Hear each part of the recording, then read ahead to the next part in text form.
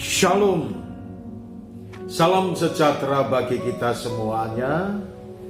Saudara sekalian dimanapun Anda berada, marilah kita merenungkan kebenaran firman Tuhan dengan pokok bahasan Raja Yosafat melibatkan para imam dalam pemerintahannya. Saudara-saudara yang dikasihi oleh Tuhan, firman Tuhan yang terdapat di dalam Kitab 2 Tawarikh pasal yang ke-19 ayat yang ke-8 sampai dengan ayat yang ke-11. Kita boleh belajar berkaitan dengan kebenaran firman Tuhan ini.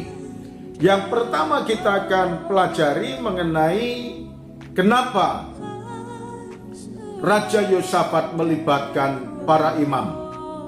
Dan di sini kita bisa melihat dari ayat yang ke-8 firman Tuhan berkata kepada kita, juga di Yerusalem Yosafat mengangkat beberapa orang dari antara orang Lewi, dari antara para imam, dari antara para kepala puak Israel untuk memberi keputusan dalam hal hukum Tuhan dan dalam hal perselisihan mereka berkedudukan di Yerusalem.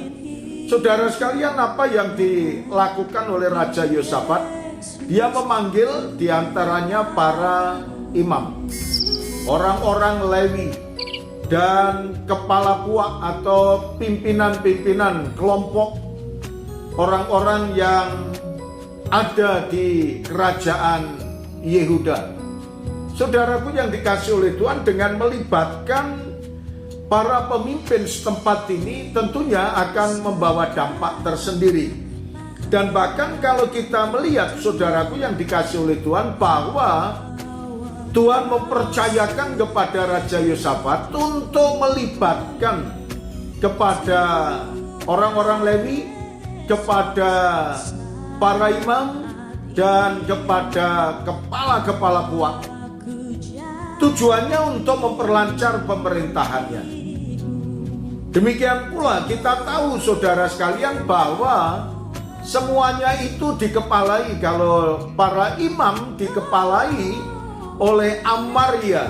Dalam ayat yang ke-11 firman Tuhan berkata kepada kita, dengan ini imam kepala Amaria diangkat sebagai ketuamu dalam segala perkara ketuhanan, dan Sebaja bin Ismail pemuka kaum Yehuda dalam segala perkara kerajaan, sedang orang Lewi akan melayani kamu sebagai pengatur. Bertindaklah dengan tegas, kiranya Tuhan menyertai orang yang tulus ikhlas. Nah, saudara sekalian, para imam, orang-orang Lewi dan kepala puak rupanya dinasihati.